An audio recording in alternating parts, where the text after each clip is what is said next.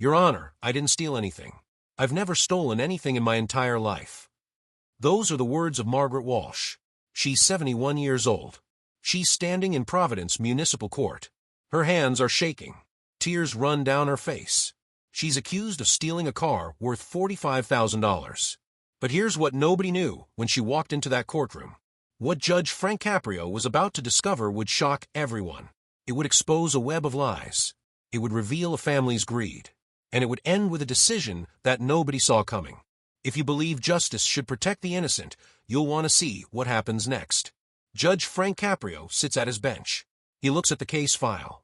His reading glasses sit on his nose. Case number 2025, CR 82394. The charge reads Grand Theft Auto. The defendant, Margaret and Walsh. The bailiff calls out, Case 2025, CR 82394. The State versus Margaret and Walsh. Margaret walks forward slowly. She uses a wooden cane. Her right leg drags a little. She had a stroke 2 years ago. Her hair is white. It's pulled back in a neat bun. She wears a flowered dress. It's clean but old. Very old. The fabric is thin from years of washing. Her shoes are practical. Black flats with worn soles. No jewelry except a simple gold wedding band. It's loose on her finger now. She's lost weight. She stands at the defendant's table. Her public defender is next to her. He's young, fresh out of law school. He looks nervous. Judge Caprio looks at Margaret. His face is kind. Good morning, Mrs. Walsh. Please have a seat. Thank you, Your Honor. Her voice is quiet, polite. She sits down carefully. Her cane leans against the table. The prosecutor stands up. His name is David Chun. He's in his 30s. Sharp suit, confident walk. He opens a folder. Your Honor, the state charges Mrs. Walsh with grand theft auto. On March 15th, she was found in possession of a 2023 Lexus ES 350. The vehicle belongs to her son, Trevor Walsh. He reported it stolen. The vehicle is worth approximately $45,000. Mrs. Walsh had no permission to take it. She drove it for 3 days. When police found her, she was 75 miles from home. People in the courtroom whisper, an elderly woman stealing a car? It doesn't make sense. Judge Caprio looks confused too. Mrs. Walsh, is this true? Did you take your son's car without permission? Margaret's lips tremble. Your Honor, I can explain. It's not what it sounds like. Please do. The judge leans forward. He wants to understand. Margaret takes a deep breath. My son Trevor, he lives in Boston. I live in Providence. I've lived in the same apartment for 43 years. Trevor came to visit me 2 weeks before this happened. He drove that Lexus. He parked it on the street outside my building. Okay, Judge Caprio says. Go on. He came inside. He was acting strange. Nervous. He kept looking at his phone. Then he said he had to leave suddenly. A work emergency. He took an Uber to the airport. He said he'd be back in a few days to get his car. The courtroom is quiet. Everyone listens. I waited. 1 day. 2 days. 3 days. I called him. No answer. I texted. Nothing. A whole week went by. His car sat on the street. Then I got a parking ticket on it. $35. I called Trevor again. Still nothing. Judge Caprio's eyebrows raise. He left his car with you for a week. Longer, Your Honor. 2 weeks. I didn't know what to do. I got another parking ticket. Then another. I couldn't afford to keep paying them. I'm on Social Security. I get $940 a month. My rent is $700. I was using my grocery money to pay his parking tickets. A woman in the gallery shakes her head. Her face shows anger. Margaret continues. Then I got a notice. The city was going to tow the car. That would cost hundreds of dollars. I panicked. I still couldn't reach Trevor. So I decided to move the car. Just to a parking garage. Somewhere safe. That's all I wanted to do. But you drove it for 3 days, Prosecutor Chin says. You drove it 75 miles away. Because I had no choice. Margaret's voice cracks. She's crying now. I'm sorry. I don't mean to yell. But you don't understand what happened. Judge Caprio hands her a tissue. Take your time, Mrs. Walsh. Tell us what happened. She wipes her eyes. I moved the car to a garage, but I couldn't afford the parking fee. It was $20 a day. So I drove it back to the street. Then I got another parking ticket. I called Trevor again. Finally, he answered. What did he say? The judge asks. Margaret's face changes. Hurt fills her eyes. He said, Mom, I don't have time for this right now. Then he hung up. That was it. Just hung up on me. People in the courtroom gasp. Someone says, Are you kidding me? 2 more days passed.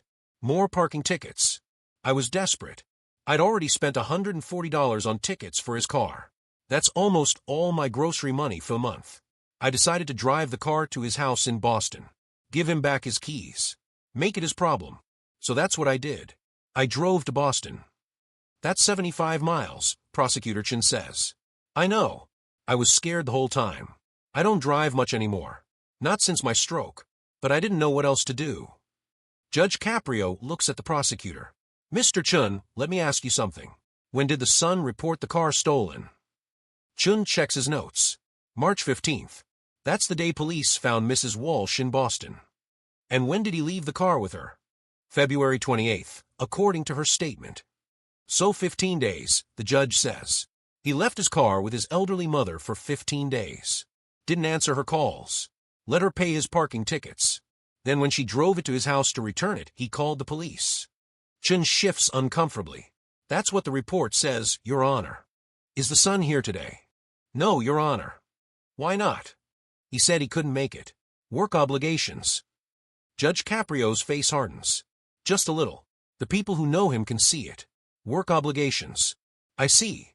Continue with your evidence, Mr. Chun. The prosecutor clears his throat. Your Honor, the law is clear. Mrs. Walsh took a vehicle without the owner's permission. That's theft. The value exceeds $1,000. That makes it grand theft auto. The owner reported it stolen. That's all the state needs to prove. Legally speaking, you might be right, Judge Caprio says. But I want to hear more. Mrs. Walsh, what happened when you got to Boston? Margaret takes a shaky breath. I drove to Trevor's house. It's a big house. Beautiful. In a nice neighborhood. I parked in his driveway. I knocked on the door. His wife answered. Her name is Brittany.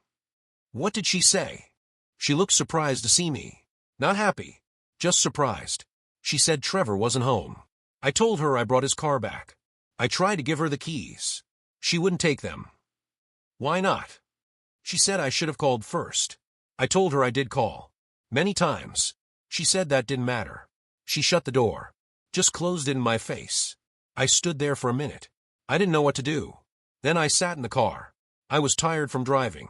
My leg hurt. I fell asleep. You fell asleep in the car? Yes, Your Honor. For about an hour. When I woke up, there were police cars. Lights flashing. Officers at my window. They asked for my license. They asked if it was my car. I said no. It's my son's. I was just returning it. They asked if I had permission to drive it. I said yes. He left it with me. But they arrested you anyway, Judge Caprio says. They said Trevor reported it stolen. I told them that was impossible. Why would he do that? They put handcuffs on me. Right there in his driveway. I saw Brittany watching from a window. A man in the gallery stands up. This is wrong. This is completely wrong. The bailiff moves toward him. Sir, please sit down. How can you arrest a grandmother for returning her son's car? Judge Caprio raises his hand. I understand your feelings. But please sit down. Let me handle this. The man sits, but he's shaking his head. Others around him are angry too. Judge Caprio looks at the prosecutor. Mr. Chun, do you have the police report from that day? Yes, Your Honor. He hands it over. The judge reads silently. His expression gets darker. It says here that Mrs. Walsh was cooperative. She explained the situation to officers. She had no criminal record. Not even a parking ticket of her own.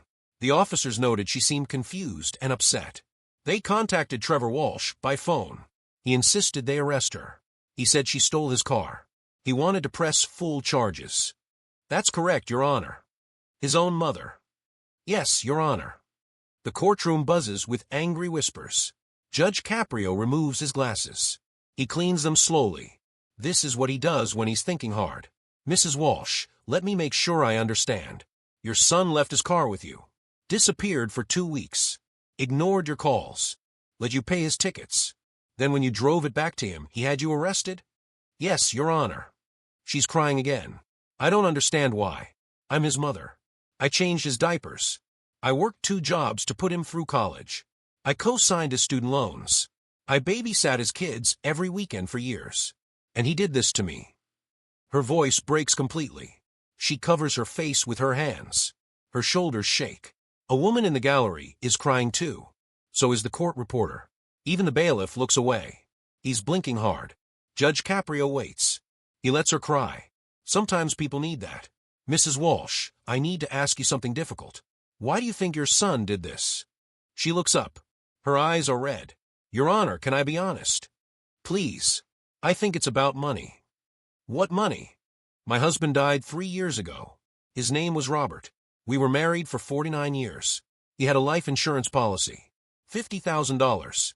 It wasn't much, but it was something. I put it in savings. For emergencies. For my funeral someday. I didn't want to be a burden. Okay, the judge says gently. Trevor knew about it. Last year, he asked to borrow money. $20,000. He said it was for his business. Some investment opportunity. I said no. I needed that money for my future. For medical bills. For care if I got sicker. He got angry. He said I was selfish. That I should help my own son. We didn't talk for months. People in the courtroom are leaning forward. Everyone wants to hear this. Then his wife called me. Brittany. She said Trevor was sorry. That he wanted to fix things. She invited me to Christmas. I was so happy. I thought my son wanted me back in his life. I went to Boston for Christmas. It was nice. Trevor seemed different. Kinder. We talked about old times. I felt like I had my son back. But something happened, Judge Caprio says. It's not a question. On Christmas night, Trevor brought up again. The money. He said he really needed it. That his business was struggling. He promised he'd pay me back. He showed me papers. Investment documents. It looked official. He begged me. He said, Mom, I'm your only child. If you can't help me, who will? Margaret stops. She takes a sip of water. Her hands shake so much that water spills. I gave him the money. $20,000. I transferred it from my savings. He hugged me. He said I was the best mom in the world. He said he'd pay me back in 6 months. Did he? Judge Caprio already knows the answer. No. 6 months came and went. Nothing. I asked about it. He said the investment took longer than expected. He said don't worry. Then another 6 months. Still nothing. I asked again. He got angry. He said I was nagging him. That I should trust him. That was the last time I saw him. Until he left his car with me. Judge Caprio leans back in his chair. He looks at the ceiling. He's processing all this. Mr. Chun, I want you to investigate something for me. Yes, Your Honor. Find out if Trevor Walsh reported his car stolen to his insurance company. Chin looks confused. His insurance? Yes. If someone steals your $45,000 car, you report it to insurance. You make a claim. Did he do that? Chin pulls out his phone. He makes a call. Everyone waits. It's quiet. You can hear the clock on the wall. Tick, tick, tick. After 5 minutes, Chin hangs up. His face is pale. Your Honor, I just spoke with State Farm. Trevor Walsh did file a claim. On March 16th, the day after his mother was arrested. He claimed his car was stolen. They paid him $38,000. The courtroom explodes. He committed fraud. He set up his own mother. This is disgusting. Judge Caprio bangs his gavel. Order. Everyone calm down. But even he looks shocked. Margaret sits frozen. She doesn't understand. What does that mean? Judge Caprio turns to her. His voice is gentle. Mrs. Walsh, your son deliberately left his car with you. He stopped answering your calls. He waited for you to move it. Then he reported it stolen. He had you arrested. And he collected insurance money. He committed insurance fraud. And he used you to do it. She stares at him. No, Trevor wouldn't. He's my son. I'm sorry, Mrs. Walsh, but that's what happened. She shakes her head. Over and over. But why? Why would he do that? Because he wanted the insurance money. And because if you're convicted of a crime, he might be able to argue you're not competent. He could try to get control of your remaining savings. Your husband's life insurance money.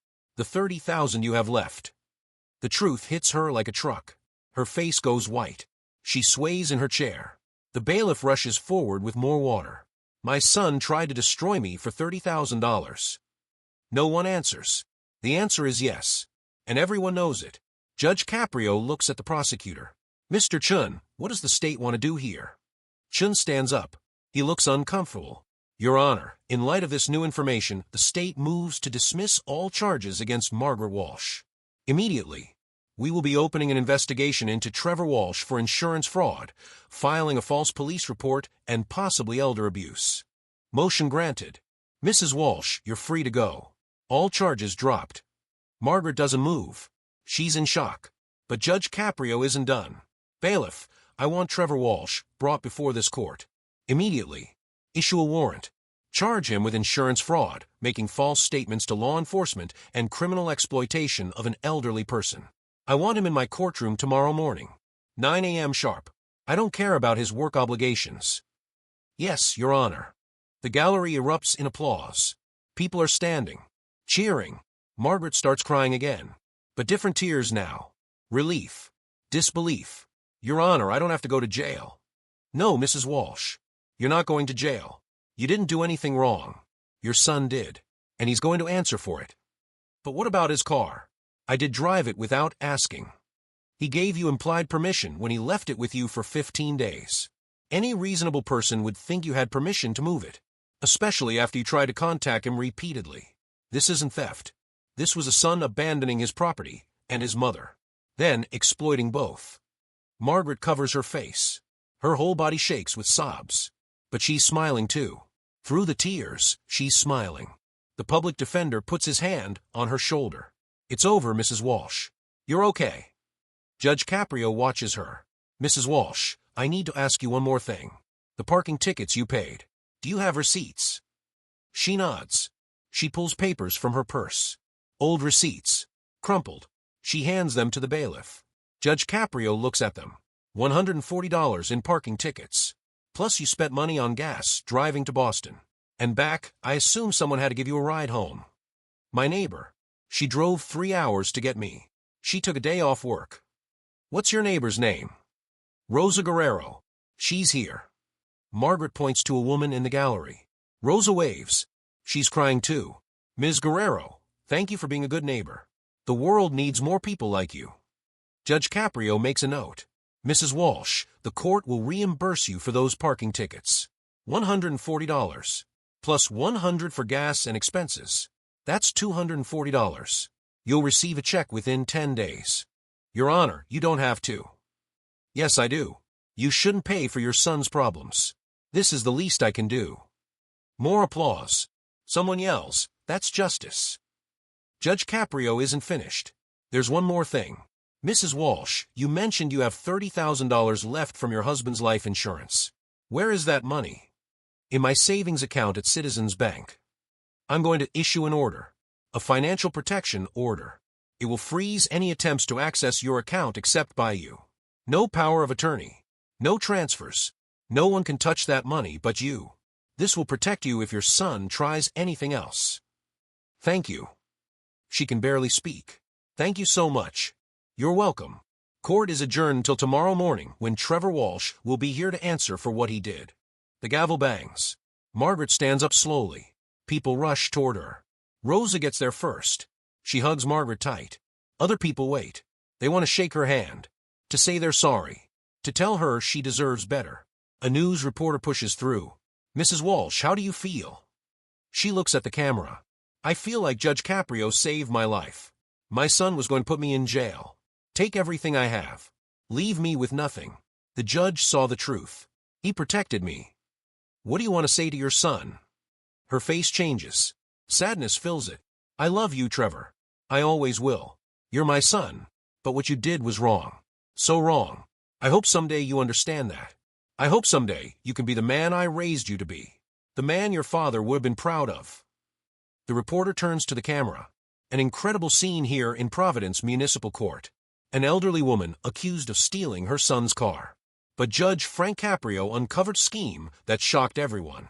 Tomorrow, her son will face charges. We'll be here. Back to you in the studio. That night, the story goes viral. Video from the courtroom spreads across social media. Millions watch. Comments pour in. This judge is a hero. The son belongs in prison. I'm crying. That poor woman. Family isn't always blood. Sometimes your neighbor is more family than your child. National news picks it up. CNN, Fox News, MSNBC. They all cover it. They interview experts about elder abuse, about financial exploitation, about adult children who betray their parents. Margaret watches from her apartment. Rosa sits with her. They watch the TV together. I can't believe this is happening, Margaret says. Everyone knows my story. It's a good thing, Rosa tells her. People need to know this happens. Other families might see this and protect their elderly parents. Margaret's phone rings. It's a number she doesn't know. She almost doesn't answer. But Rosa says, go ahead. Could be important. Hello, Mrs. Walsh. My name is Jennifer Kim. I'm an attorney. I specialize in elder law. I saw your story. I want to help you. Free of charge. Help me? How? I want to make sure you're protected. Legally. Financially. I want to review any documents you signed. Any agreements with your son. I want to make sure he can never hurt you again. And I think you might have a civil case against him. You could sue him for the $20,000 he borrowed, plus damages for what he put you through. Margaret's eyes widen. Sue my own son. He tried to put you in prison, Mrs. Walsh. He stole insurance money using your name. He exploited you. You have every right to hold him accountable. Margaret thinks about it. Can I call you back? I need to think. Of course. Take all the time you need. I'm here when you're ready. They hang up. Margaret looks at Rosa. What should I do? Rosa takes her hand. What does your heart say? My heart says he's still my son, but my head says he tried to destroy me. Then maybe listen to both. Give him a chance to make it right, but protect yourself too. Margaret nods slowly. I'll see what happens tomorrow, when he faces the judge. The next morning, 9 a.m., the courtroom is packed. News cameras line the back wall. Reporters fill the gallery. People stand against the walls. Everyone wants to see Trevor Walsh face justice. The bailiff calls out, all rise. The Honorable Judge Frank Caprio presiding. Judge Caprio enters. He sits. He looks at the crowd. This is still a courtroom. I expect proper behavior. No outbursts. No yelling. Respect the process. Understood. Everyone nods. Bailiff, bring in Trevor Walsh. A side door opens. Trevor walks in. He's 43 years old. Tall. Fit. Wearing an expensive suit. Hugo Boss. His hair is styled perfectly. He wears a Patek Philippe watch that costs $80,000. His shoes are Italian leather. $1,500 easy. But his face shows fear. His lawyer walks next to him. His lawyer looks grim. Trevor sits at the defendant's table. He doesn't look at the gallery. He knows his mother is there. He can't face her. Judge Caprio stares at him. Silent. 10 seconds pass. 20. The room is so quiet you could hear a pin drop. This silence is heavy. Crushing. Finally, Judge Caprio speaks. Mr. Walsh, do you know why you're here? Yes, Your Honor. Trevor's voice is quiet. Tell me why. I'm charged with insurance fraud and filing a false police report. That's the legal reason. I want to know if you understand the real reason. Do you know what you did? Trevor looks down. I made a mistake. A mistake. Judge Caprio's voice rises just a little. A mistake is when you forget your keys. A mistake is when you take a wrong turn. What you did wasn't a mistake. What was it, Mr. Walsh? Tell this courtroom what you did. Trevor's lawyer whispers to him. Trevor shakes his head. Your Honor, I exercise my right to remain silent. Of course you do. Your lawyer told you to say that. But I'm not asking you to incriminate yourself. I'm asking you to show 1 ounce of human decency. Your mother is sitting right behind you. The woman who gave birth to you. Who raised you. Who gave you $20,000 when you asked. Look at her. Tell her why you did this. Trevor doesn't turn around. Look at her. Judge Caprio's voice echoes through the courtroom. Slowly, Trevor turns. He sees his mother. She looks so small. So fragile. Her eyes are red from crying. She stares at him. Waiting. I'm sorry, he whispers. Sorry for what? Judge Caprio demands. For everything. Be specific. Sorry for abandoning your car with her? Sorry for ignoring her calls? Sorry for letting her pay your parking tickets with her grocery money? Sorry for having her arrested? Sorry for committing insurance fraud? Sorry for trying to steal her life savings? Which part are you sorry for? Trevor's face crumbles. Tears start falling. All of it. I'm sorry for all of it. Why did you do it? I needed money. You have a big house, an expensive car, an $80,000 watch. You look like you have plenty of money. It's all fake. The words burst out of him. The house has 2 mortgages. The car is leased. I'm drowning in debt. My business is failing. I'm about to lose everything. So you decided to use your mother. I didn't know what else to do. You could have asked for help. Real help. You could have told her the truth. I was ashamed. Now you should be ashamed, but for different reasons. Judge Caprio opens a folder. Let me tell you what I've learned about your mother in the last 24 hours. After your father died, she had $50,000. You took $20,000 of it. She has $30,000 left. Do you know what she does with that money? Trevor shakes his head. Nothing. She doesn't spend it. She lives on $940 a month from Social Security. She buys store-brand food. She hasn't bought new clothes in 5 years. She takes the bus instead of taxis. She keeps her heat at 60 degrees in winter to save money. She does all this so she doesn't have to touch that $30,000. Do you know why? No. Because it's her emergency fund. Her safety net. She's terrified of being a burden. She told me yesterday that she wants enough money for a simple funeral. So when she dies, nobody has to pay for it. That's what she thinks about. Her own funeral. And you were trying to take that from her. Trevor covers his face with his hands. His shoulders shake. Your mother had a stroke 2 years ago. Did you know that? Yes. Did you visit her in the hospital? Trevor doesn't answer. I'll take that as a no. Did you help with her medical bills? No answer. Did you call to check on her recovery? No answer. But you did call when you wanted $20,000. Interesting priorities. The gallery murmurs. Someone says, pathetic. Judge Caprio continues. Mr. Walsh, I've been a judge for many years. I've seen thousands of cases. I've seen people do terrible things. But what you did ranks among the worst. You didn't rob a stranger. You didn't steal from a store. You exploited your own mother, the woman who sacrificed everything for you. And you did it for money. Not for food. Not for medicine.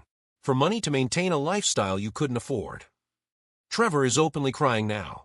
Snot runs from his nose. He wipes it with his sleeve. His expensive suit sleeve. The prosecutor has charged you with insurance fraud and filing a false police report. Those charges carry up to 5 years in prison. But they've added a third charge. Criminal exploitation of an elderly person. In Rhode Island, that's a felony. It carries up to 10 years. Trevor's face goes white. 10 years. You're facing serious time, Mr. Walsh. Your lawyer will probably try to negotiate a plea deal. Maybe you'll get probation. Maybe community service. Maybe house arrest. Maybe actual prison. I don't know. That's not for me to decide today. But I'll tell you what I do know. Judge Caprio stands up. He walks around his bench. He stands in front of Trevor, looking down at him. You've lost something you can never get back. Your mother's trust. Your mother's love. Maybe not all of it. Mothers are forgiving creatures. But a big piece of it is gone forever. She'll always remember that you tried to destroy her. Every time she looks at you, she'll see the son who had her arrested. The son who wanted to steal her last bit of security. That's your real punishment. And you'll carry it for the rest of your life. Trevor looks up at the judge. Can I talk to her? Can I apologize? That's up to her. Judge Caprio turns to the gallery. Mrs. Walsh, your son wants to speak with you. Do you want to hear what he has to say? Margaret stands up slowly. Rosa helps her. She walks forward. Her cane taps on the floor. Tap, tap, tap. She stands in front of Trevor. Mother and son. Face to face. Mom, I'm so sorry. Trevor's voice breaks. I was desperate. I was scared. I made terrible decisions. I never meant to hurt you. But you did hurt me. I know. I know. Please forgive me. You're my mother. You have to forgive me. Margaret's face hardens. Just a little. I don't have to do anything, Trevor. You're my son. I love you. I always will. But I don't have to forgive you right now. You didn't just hurt me financially. You broke my heart. You made me think I was a criminal. You had me put in handcuffs. At 71 years old. In front of your neighbors. Do you know how that felt? I wasn't thinking. You were thinking. You were thinking about money. Not about me. About your house. Your car. Your lifestyle. You valued those things more than you valued your own mother. Trevor has no response. Margaret continues. When your father died, I was lost. Completely lost. We were together for 49 years. He was my whole world. I didn't know how to live without him. But I had to keep going. For you. For your children. My grandchildren who I never see anymore, by the way. I kept going because family matters. Family is everything. At least that's what I thought. But you taught me something yesterday. Family isn't always blood. Rosa, my neighbor, is more family to me than you've been in years. Rosa wipes tears from a gallery. So here's what's going to happen, Trevor. You're going to face your charges. You're going to accept whatever punishment comes. You're not going to use expensive lawyers to get out of it. You're going to take responsibility like a man. Like your father would have wanted. Okay. And you're going to pay me back. Not just the $20,000. All of it. The parking tickets. The gas money. The emotional distress. Every penny. And you're going to do it within 1 year. I don't care if you have to sell your house. Sell your car. Sell that ridiculous watch. You're going to make it right. I will. I promise.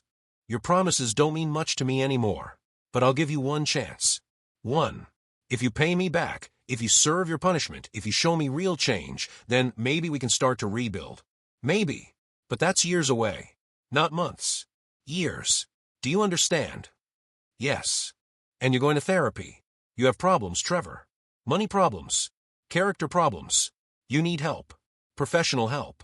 And you're going to get it. I will. Margaret turns to Judge Caprio.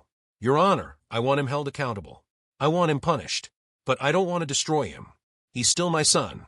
Is there a way to make sure he learns his lesson without ruining his entire life? Judge Caprio nods. I understand. That's a decision for another day. Today is just the arraignment. But I hear you. I'll make sure the prosecutor knows your wishes. Thank you. Margaret looks at Trevor one more time. I hope you find yourself again. The Trevor I raised was a good boy. Kind. Generous. Somewhere along the way, you lost that boy. I hope you can find him. Because I miss him. I miss my son. She walks away. Back to Rosa. Back to her seat. Trevor collapses in his chair. His lawyer pats his shoulder. But even the lawyer looks disgusted. Judge Caprio returns to his bench. Mr. Walsh, you're remanded to custody until a bail hearing this afternoon. The prosecutor will decide whether to offer a plea deal. If they do, I suggest you take it. If this goes to trial, you'll lose. The evidence is overwhelming. You filmed yourself committing fraud. You have no defense. Bail. Trevor's voice cracks. You're putting me in jail. Just until your bail hearing. A few hours. Consider it a preview of what might come if you don't take this seriously. But Your Honor. Bailiff. Two officers move forward. They pull Trevor to his feet. They put handcuffs on his wrists. Click. Click. Trevor looks back at his mother. She's watching. Her face is unreadable. Mom. She doesn't respond. She just watches as they lead him away. The courtroom empties slowly. People talk in hushed voices. They shake their heads. They can't believe what they just witnessed. A reporter approaches Margaret. Mrs. Walsh, how do you feel? Sad. Relieved. Angry. All of it. Do you think your son can change? I don't know. I hope so. But hope isn't enough. He has to do the work. He has to want to change. What will you do now? Go home. Have a cup of tea. Try to process all this. Maybe call my husband's grave later. Tell him what happened. Ask him what I should do. That's beautiful. He always knew what to say. I could use his wisdom now. Rosa takes Margaret's arm. Come on. Let's go home. They walk out together. Past the cameras. Past the reporters. Into the sunlight. 3 months later. Margaret sits in Judge Caprio's courtroom again. But this time she's not the defendant. She's a witness. A victim. Trevor stands at the defendant's table. He looks different. His expensive suit is gone. He wears simple clothes. Khakis and a button-down shirt. His hair isn't styled. His face looks older. Tired. The prosecutor stands. Your Honor, we've reached a plea agreement with Mr. Walsh. He's pleading guilty to all charges. In exchange, the state recommends a suspended sentence with 5 years probation, 500 hours of community service, full restitution to his mother, and mandatory counseling. What does that mean in plain English? Margaret asks her new lawyer. Jennifer Kim is with her today. It means he won't go to prison if he follows all the rules for 5 years. He has to do community service.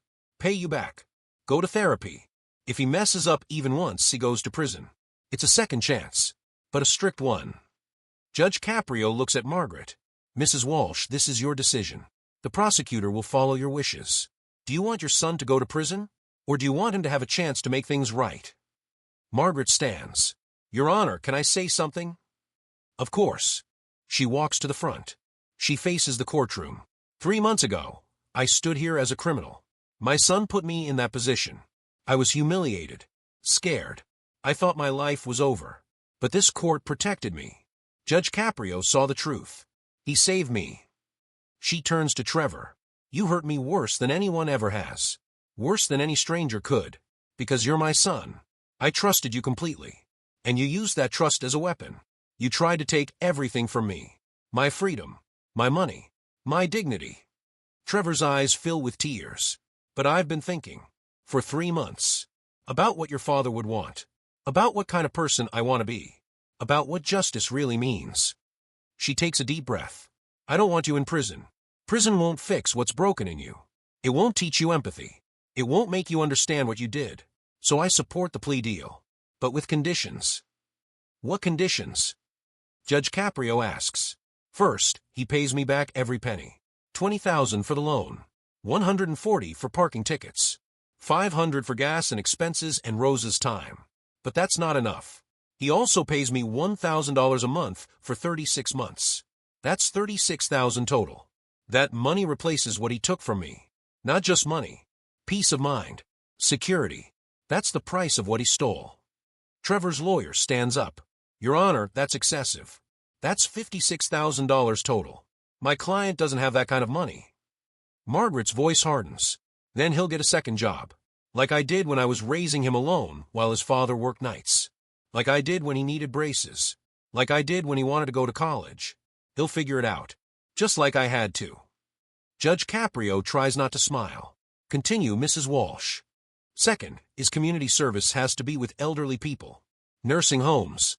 Senior centers. Meal delivery programs. I want him to see people like me. People who are vulnerable. People who depend on their families. I want him to understand what he almost did to me. Third, therapy. Not just any therapy. Therapy with someone who specializes in financial issues and family relationships. I want reports every month sent to the court and to me. I want to see that he's really working on himself. Fourth, no contact with me unless I initiate it. I need time. Maybe years. Maybe forever. I don't know yet. But I need space to heal. He doesn't get to rush that. And finally, he writes a letter. A real letter. Handwritten. Explaining what he did and why. Not to me. To his children. My grandchildren. They're 12 and 14 now. Old enough to understand.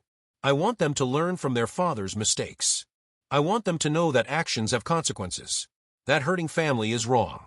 That money isn't everything. She looks at Trevor. Those are my conditions. All of them. Non-negotiable. You accept them, or I withdraw my support for the plea deal. You can take your chances at trial. Trevor stands. I accept. All of it. Thank you, Mom. Thank you for giving me a chance.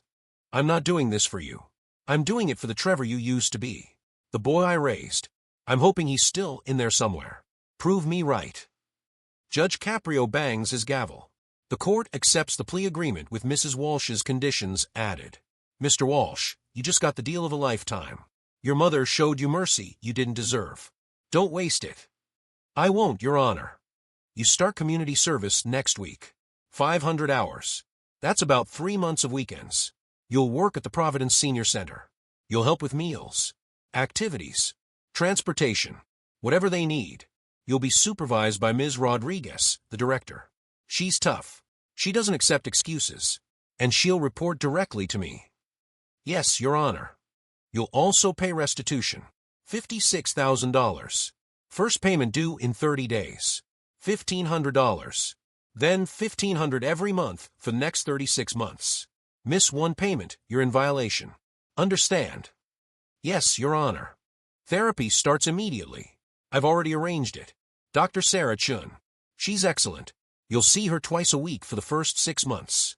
Then once a week for the rest of the probation period. You miss a session, you're in violation. Yes, Your Honor. And the letter to your children. You have 2 weeks. Bring it to court. I'm going to read it before you give it to them. If it's not genuine, if it's lawyer-written garbage, I'll reject it. You'll write it again. You'll keep writing until you get it right.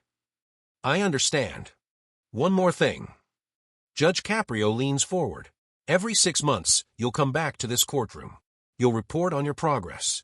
You'll tell me what you've learned. You'll show me you're changing. This isn't just about avoiding prison. This is about becoming a better person, a better father, a better son. Can you do that? Trevor's voice is strong. I'll try, Your Honor. I'll really try. Trying isn't enough. Doing is what counts.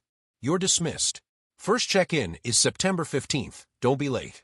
Trevor turns to his mother. Mom, She holds up her hand. Not now. Not yet. You have work to do.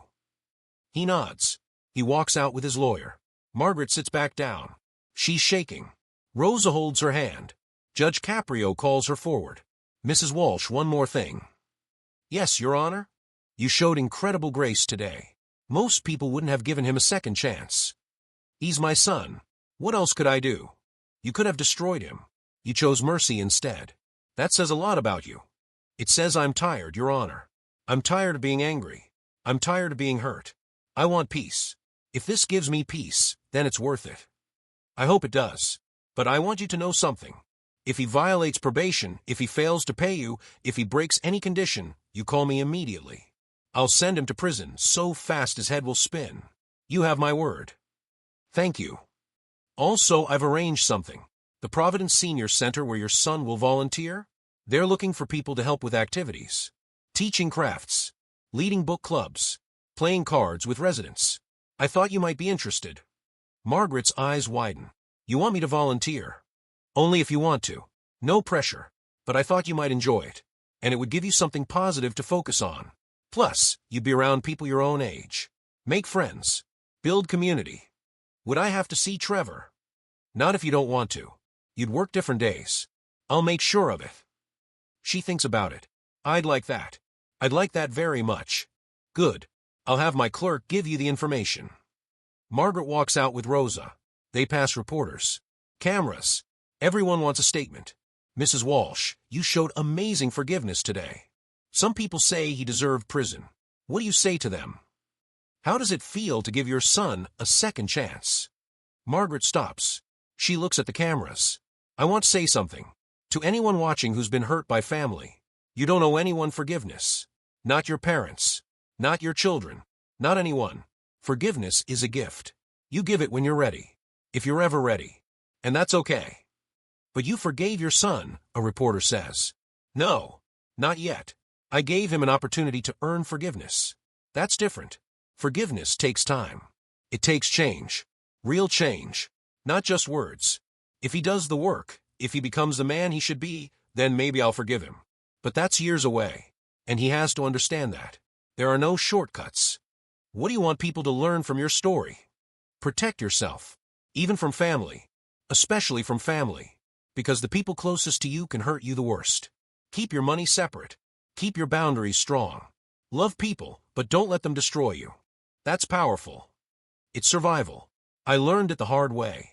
I hope others can learn it from my story. 1 year later, Margaret sits in her apartment. The same apartment she's lived in for 43 years. But it feels different now. Warmer. Fuller. Photos cover the walls. Pictures from the senior center. Her new friends. Ruth and Dorothy and Frank and Henry. They play cards every Tuesday. They go to movies every Friday. They have lunch together every Sunday after church. Her phone rings. It's Jennifer Kim, her lawyer who became her friend. Hi, Jennifer. Hi, Margaret. I have good news. Trevor made his final payment. $1,500. That's all of it. $56,000. Paid in full. 12 months exactly. Margaret closes her eyes. He did it. He did. The money is in your account. I verified it this morning. How does he seem? You saw him at court yesterday, right? Different. Really different. He's working 2 jobs now. Days at an accounting firm. Nights driving for Uber. He's sold his house. He's living in a small apartment. He sold that expensive watch. Most of his furniture. He's living simply. Is it real? Or is it an act? I think it's real. His therapist's reports are glowing. She says he's done remarkable work. He's taking responsibility. He's dealing with his money issues, his pride issues, his family issues, and his kids. He sees them every other weekend. His ex-wife says they're rebuilding their relationship. Slowly, but it's happening. Margaret's eyes fill with tears. He really changed. It looks that way. The question is, what do you want to do now? What do you mean? He's completed all his requirements. He's paid you back.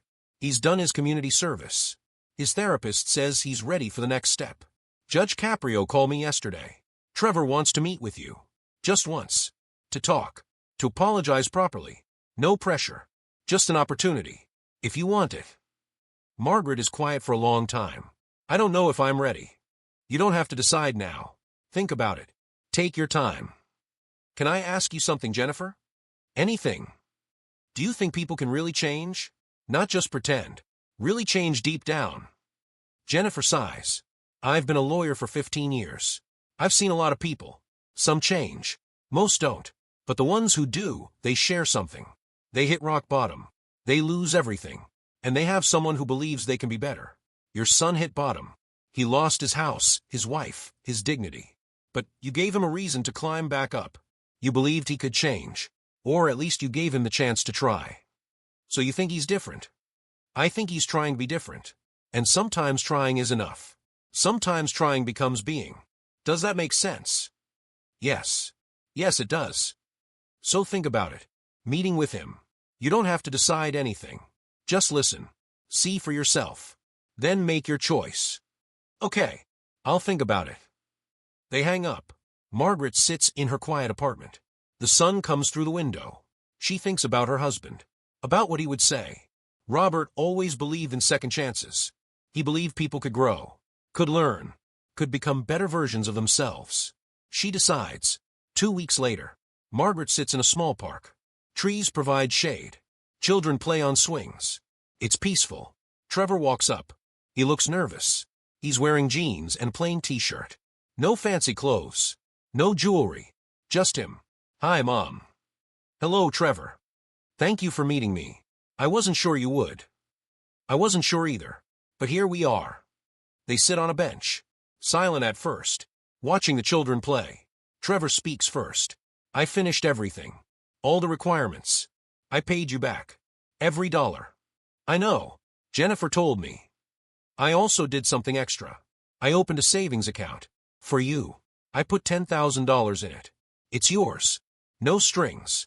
Just my way of saying I'm sorry. For everything. Margaret's eyes widen. $10,000? Where did you get that? I saved it. Over the past year. For my second job. Every dollar I earned driving Uber went into that account. I wanted you to have it. To feel secure again. The way you should always feel. Tears run down Margaret's face. You didn't have to do that. Yes, I did. Because the money I paid back, that was just what I owed you legally. But I owed you more than money. I owed you peace of mind. That's what the $10,000 is for. Your peace of mind. Trevor. She can't finish. I also did something else. I wrote letters to my kids. More than the one letter the judge required. I've written to them every week for a year. Telling them what I'm learning. What I'm doing. How I'm changing. I want them to see that mistakes don't define you. How you fix them does. That's good. That's really good. And I volunteer now. Not just the court-ordered hours. I kept volunteering after I finished. I go to the senior center 3 times a week. I've been doing it for 6 months now. I help with activities. I drive people to appointments. I read to the residents who can't see well anymore. I do it because it makes me feel useful. Like I'm giving back. Margaret looks at him. Really looks at him. You've changed. I'm trying to. Every day. It's not easy. Some days I want to quit. I want to go back to my old life. But then I remember how that life almost destroyed you. How it destroyed me. And I keep going. Why did you do it? The question she's wanted to ask for a year. Why did you treat me that way? Trevor takes a deep breath. Because I was selfish. Entitled. I thought the world owed me success. When my business started failing, I couldn't accept it. I blamed everyone but myself. I got desperate. And desperate people do terrible things. You chose to hurt me. Yes. I did. And I can't take that back. I can't undo the handcuffs. I can't undo the fear I caused you. I can't undo the betrayal. All I can do is be better from now on, and hope that someday you can look at me without seeing the worst thing I ever did. They sit in silence. Margaret thinks about the past year, about her new friends at the senior center, about the peace she's found, about the security of having her money back, plus the extra 10,000. She thinks about Trevor's children, her grandchildren who she hasn't seen in over a year. She thinks about Robert, about what he would want. I'm not ready to be your mother again. Not the way I was before. That relationship is gone. You destroyed it. Trevor nods. I understand. But maybe we can build something new. Something different. Something based on honesty and respect instead of blind trust. I'd like that. I want to see my grandchildren. Can you make that happen? Yes. Absolutely. They ask about you all the time. And I want to see proof that you're still working on yourself. I want to know you're still in therapy, still volunteering, still living responsibly. I can do that. And if you ever try to manipulate me again, if you ever ask me for money, if you ever make me feel unsafe, this is over. Permanently. Do you understand? I understand completely. Margaret reaches into her purse. She pulls out an envelope. This is for you. Trevor opens it. Inside is a letter. Handwritten. He reads it. Dear Trevor, I've thought a lot about what to say to you, about whether to forgive you, about whether we can have a relationship again. Here's what I know. You hurt me worse than anyone ever has. You made me doubt everything. You made me feel worthless. You made me feel like a burden. Those feelings don't go away quickly. But I also know you're trying. Really trying. Jennifer told me about your work. Your therapy. Your volunteering. Your letters to your kids. I see you're fighting to be better. Your father used to say that character isn't who you are when things are easy. It's who you are when things are hard. You failed that test once. Badly. But now you're trying again. And that matters. I'm giving you another chance. Not because you deserve it, but because I deserve peace. And holding on to anger is exhausting. So I'm letting it go. Slowly. Carefully. But I'm letting it go. This doesn't mean everything is fixed. It doesn't mean I trust you completely. Trust is earned over years, not months. But it's a start. Let's start over. Not as mother and son. Not yet. As two people trying to understand each other. Trying to heal. Trying to be better. Love, Mom. Trevor finishes reading. Tears stream down his face. He can't speak. Margaret puts her hand on his. One step at a time. One step at a time, he repeats. They sit together, watching the children play, feeling the sun. Starting over. Back in Providence Municipal Court, Judge Frank Caprio sits in his chambers. He reviews Trevor Walsh's file one last time. All requirements completed. All payments made. All reports positive. He writes a final note in the margin. Justice isn't just about punishment. It's about transformation. This case proves that with accountability, support, and a mother's love, even the worst mistakes can become opportunities for growth. Case closed. He closes the file. He puts it away. Outside his door, another case waits. Another person who needs justice. Another opportunity to make things right. Because that's what Judge Frank Caprio does. Every day. One case at a time. One person at a time. One decision at a time. He looks at a photo on his desk. His own mother. Gone now. But her wisdom remains. She taught him that justice without mercy is cruelty. But mercy without accountability is chaos. The balance between them. That's the art of being a judge. He stands. He puts on his robe. He walks to the courtroom. All rise. Another day. Another chance to get it right. Final scene. 6 months after their park meeting, Margaret sits in her living room. It's Thanksgiving. The table is set. Turkey. Stuffing. Mashed potatoes. Cranberry sauce. All the traditional foods. Rosa is there. She's become family. Jennifer is there too. She brings wine. The door opens. Trevor walks in. He's not alone. His children are with him. Jacob and Emma. They're bigger now. Teenagers. They run to Margaret. Grandma. They hug her tight. She holds them. She forgot how good it feels to hold her grandchildren. Trevor stands back. He doesn't intrude. He waits. Thank you for inviting us, he says quietly. Thank you for coming. They eat together. They talk. They laugh. It's not perfect. There's still tension. Still healing needed. But it's real. It's honest. It's a start. After dinner, Trevor helps clean up. He and Margaret stand at the sink together, washing dishes side by side. Mom. Yes. I know I can't fix what I broke, but I want you to know something. The person I am now, that's because of you. You could have let them lock me up. You could have destroyed me. But you gave me a chance. And that changed everything. Margaret hands him a plate to dry. You changed yourself, Trevor. I just opened the door. You walked through it. Still, thank you. You're welcome. They finish the dishes. They join the others. They play games. They watch football. They act like a family. Because maybe they are a family again. Not the same family. That one is gone. But a new one. Built on truth instead of obligation. Built on respect instead of assumption. Built on earned trust instead of blind faith. It's better this way. Stronger. More real. As the evening ends, everyone says goodbye. Hugs all around. Trevor is last. He hugs his mother. See you next week. Next week. Same time. I'll be here. I know you will. He leaves with his kids. Margaret closes the door. Rosa and Jennifer help put away the leftovers. That went well, Rosa says. Better than I expected, Margaret admits. Are you happy? Jennifer asks. Margaret thinks about it. Not happy. Not yet. But I'm hopeful. And that's enough for now. They finish cleaning. They say goodnight. Margaret is alone again. But it's different than before. Before, she was alone because she was abandoned. Now she's alone because she chooses to be. She has people. Friends. Family. Connection. She made it through. She survived.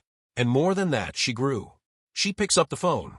She calls the number she calls every night. Hi, it's Margaret Walsh. I'd like to leave a message at my husband's memorial site. The operator connects her. Hi, honey. It's me again. Happy Thanksgiving. I had the kids here today. Trevor, too. I know you'd be proud of how he's trying. How he's changing. I'm proud, too. Sort of. We'll see if it lasts. She pauses. I miss you. Every day. But I'm okay. Really okay. I have friends. I have purpose. I'm volunteering at the senior center. Making a difference. Living my life. Another pause. I know you're up there watching. Making sure I'm all right. Well, I am. Thanks to Judge Caprio. Thanks to Rosa. Thanks to Jennifer. Thanks to a lot of people. She wipes a tear. I'll call again tomorrow. Same time. Love you forever. She hangs up. She turns off the lights. She goes to bed. Tomorrow is a new day. With new possibilities. New chances. New hope. And that's what justice gives us. Not just punishment for wrongs. But hope for the future. The chance to be better. To do better. To create something good from something bad. Judge Frank Caprio understood that. He saw past the crime to the person.